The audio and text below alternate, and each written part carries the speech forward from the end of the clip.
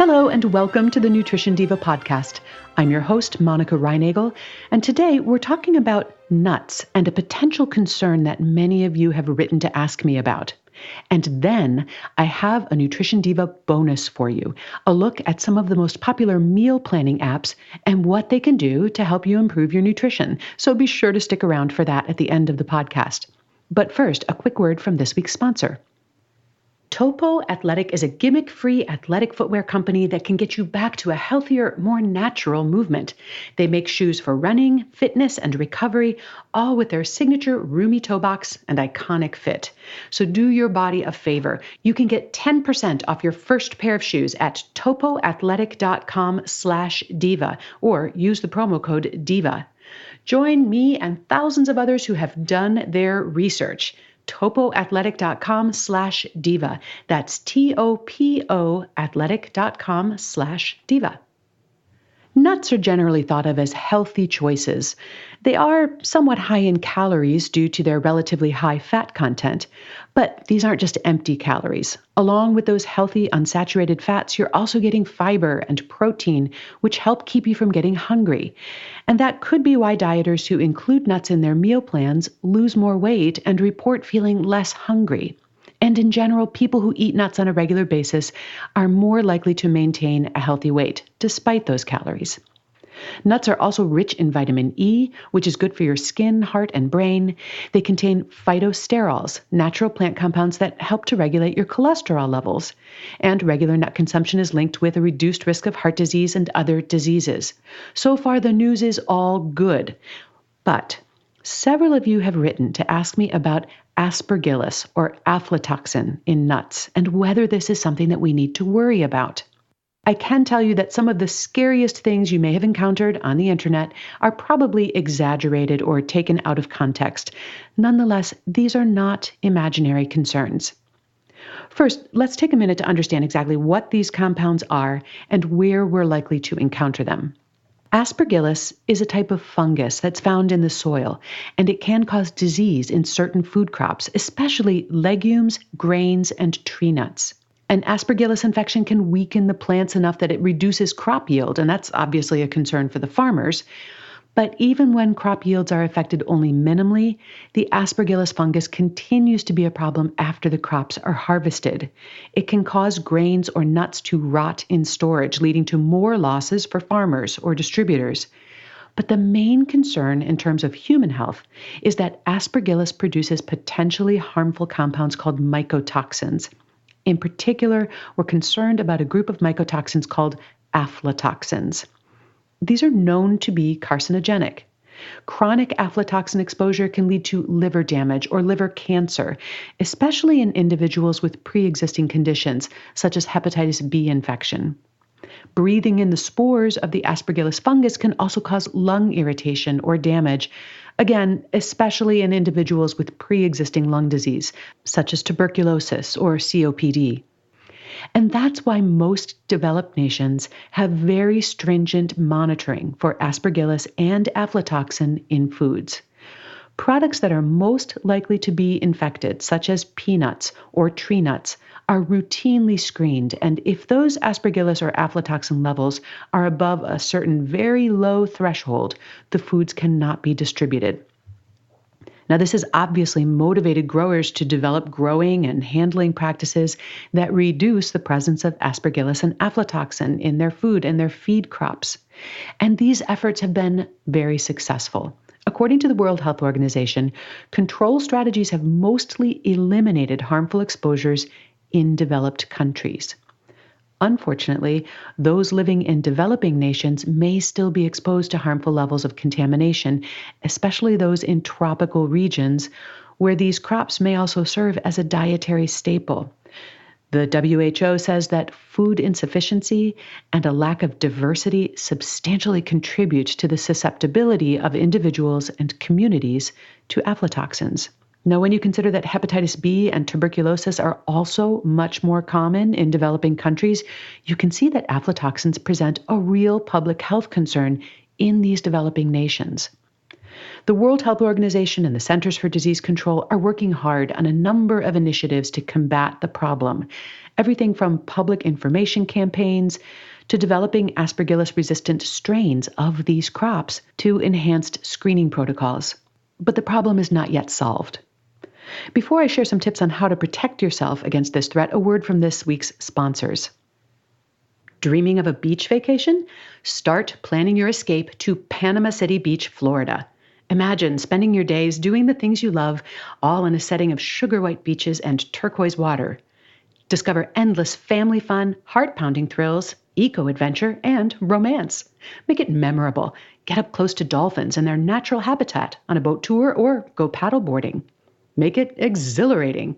Find your thrills flying on a jet ski, kayaking at sunset, or snorkeling in turquoise waters. It's everything an adrenaline junkie lives for. Make it incredible. Bike along the beach, take an airboat tour, or explore the secluded beauty of 2 state parks. And make it special with a romantic getaway. Relax and reconnect with dining on the beach, breathtaking sunsets, and enough live music to dance the night away. So make it yours. Make it Panama City Beach, your real fun beach. Plan your escape now at visitpanamacitybeach.com.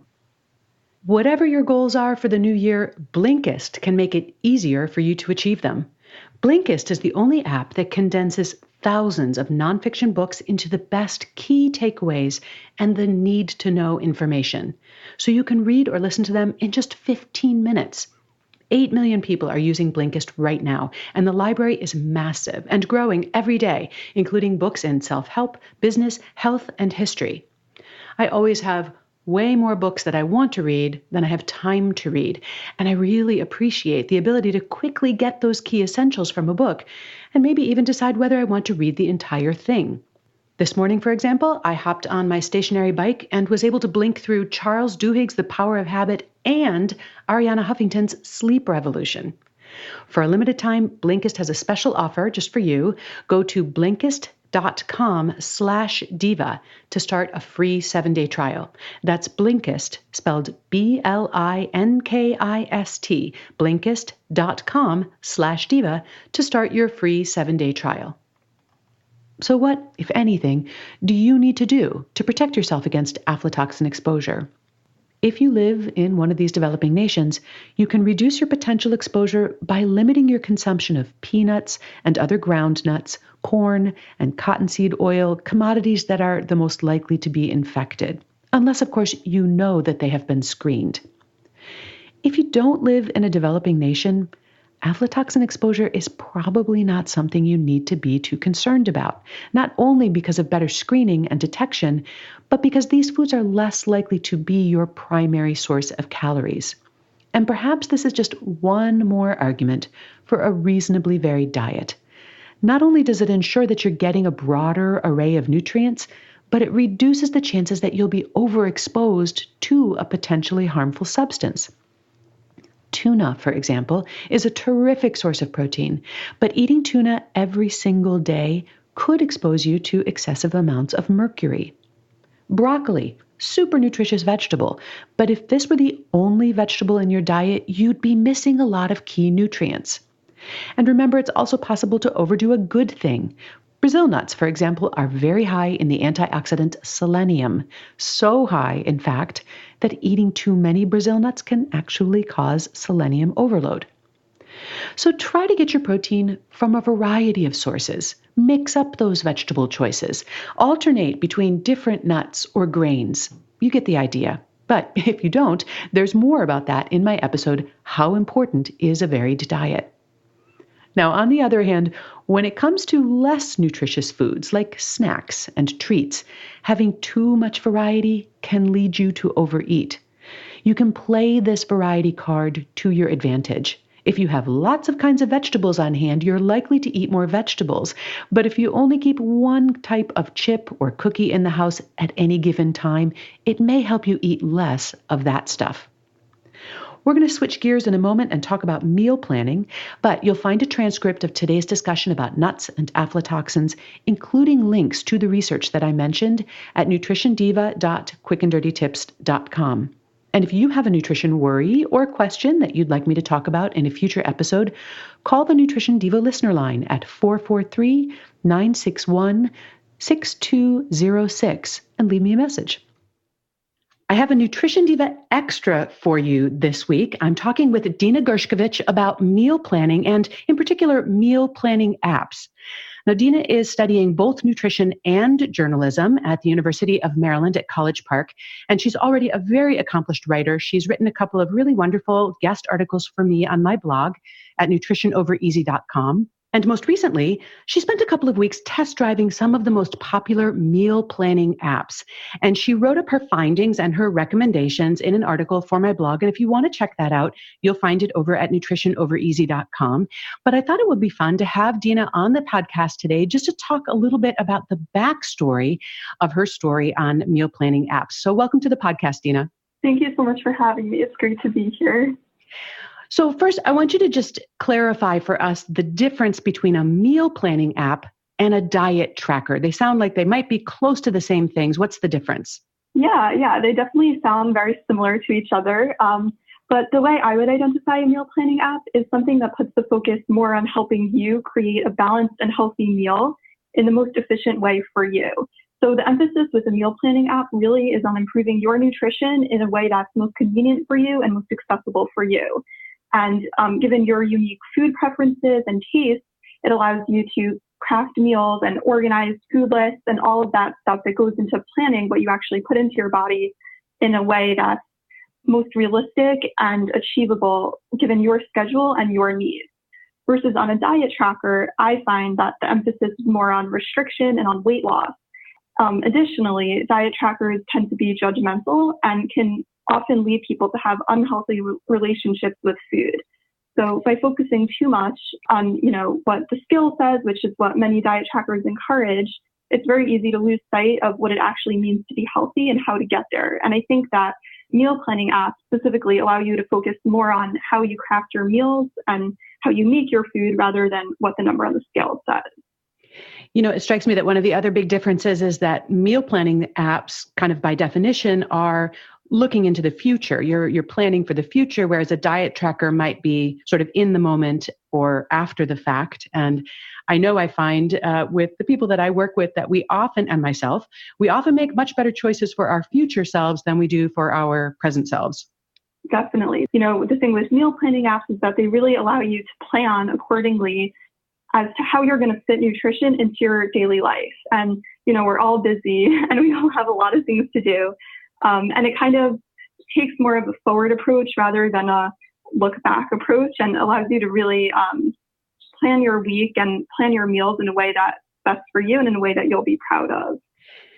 I know that for the people that I work with on improving their nutrition or their eating habits or weight loss, they frequently will tell me that when they do some meal planning, it makes a huge difference in how their day unfolds, how their week unfolds, maybe in the ability to make progress towards their goal.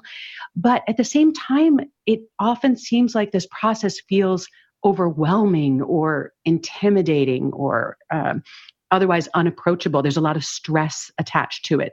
Why do you think that people today find meal planning so stressful? I mean, what do you think has changed from the days that our parents or our grandparents were planning meals for their families without apps?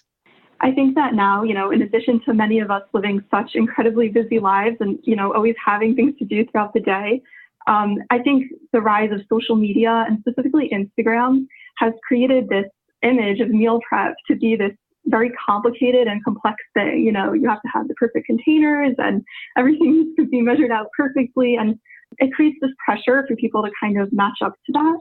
So I think that this makes meal planning seem like something that's very complicated and really like almost unachievable or unrealistic and intimidating for some people, when really it could just be very simple. And the truth is really that the people who are posting those quote unquote perfect containers with meals in them are generally people who are health and nutrition experts. And, meal prep is usually a big part of their career. So they have time, those people. And I'm not saying it's a good thing or a bad thing. I'm just saying part of their career probably is focused on taking those pictures and creating those really nice containers and everything to look all nice and measured out like that. But in real life, meal prep doesn't have to be like that. It could just be something that's, very simple, and it doesn't even have to be making all of the meal at once. It could just be making parts of the meal and then assembling it later on in the week or at a different time that's more convenient for you. So you've spent all this time looking at these meal planning apps, and I'm curious, do you feel like they play into that pressure to make things very elaborate or gourmet, or do they actually make this feel simpler and more approachable? Yeah, that's a good question. I definitely think that they make things more approachable because at least the ones that I reviewed, specifically the AnyList app, lets you make lists with your recipes and things that you are interested in making. So it's very individualized, these apps, which I think is good because whether you have a lot of time to meal prep or not so much time to meal prep, the apps can work with you to meet you where you're at and to help you make nutritious meals in a way that's best and easiest for you. So if you want to cook really fancy things, they can help you do that. But if you want to keep it really simple, it can also be helpful for those kinds of cooks. Yes, exactly. So in your opinion, what did you find to be the features or the benefits of these apps that were the most useful? I think that having a meal planning app and planning to make sure that the easiest option is the healthy option really sets you up for nutritional success. It's a really good way to stay organized and keep track of what you have and what you need to buy to make sure that, you don't have to do that dreaded second trip to the grocery store after you came back and then realize you have to go later on in the week to get that thing that you forgot. So I think meal planning apps definitely can help you stay organized in that way and just make sure that you're putting the best food into your body that you can. So for all the things that meal planning apps can help us with, maybe helping keep our shopping lists organized, expanding our repertoire, helping us add a little bit more variety or use up extra ingredients, or as you say, plan for nutritional success. What kinds of challenges are meal planning apps not going to help with? So definitely for meal planning, you have to be very motivated, and that's something that has to come from you. But that being said, meal planning apps can definitely make that easier and can make you more motivated because I think sometimes people see meal prep as this really difficult thing and it does involve a lot of planning and foresight, but I think that the apps can help you with that in that way. Another thing that you have to keep in mind with meal prep is that you have to make sure that you actually have the physical space and the equipment to meal prep. You have the kitchen and you have bowls and all the cooking utensils that you need to make whatever foods that you're interested in making. And also having time to cook and making sure that you are able to actually fit meal prep into your schedule. But providing that you have a sincere desire to eat better and to plan your meals and you've got some time and some space to work with, it sounds like these meal planning apps can really offer a leg up. And most of them, at least to start, are completely free. I know some of them have some premium features, but you can get started with most of these apps for no cost at all. Is that right? Yeah. All of the ones that I mentioned in my article have useful features available for free. Some of them have additional features where, you can pay if you really like the app and you want some of those additional features. But the ones that I listed in my article, the free versions, are definitely worthwhile. Well, thank you so much for sharing your thoughts with us and your hard work on this article. And if you want to see Dina's article and read in more detail about the 6 apps that she reviewed and the ones that she recommends, you'll find her post on my blog at nutritionovereasy.com, where there's also a link to Dina's blog if you want to follow some of her other writing. And Dina, we hope to have you again on the podcast or on the blog, but thank you very much for joining me today. Thank you so much for having me. The Nutrition Diva podcast is written and researched by me, Monica Reinagel, edited by Beata Santora, produced by Nathan Sems, with invaluable support from Morgan Ratner, Michelle Margulis, Emily Miller, and our amazing director, Kathy Doyle. But the person that makes it all possible for us to do what we do is you, the listener. So thanks for listening, and thanks for telling your friends about the podcast. Have a great week, and remember to eat something good for me.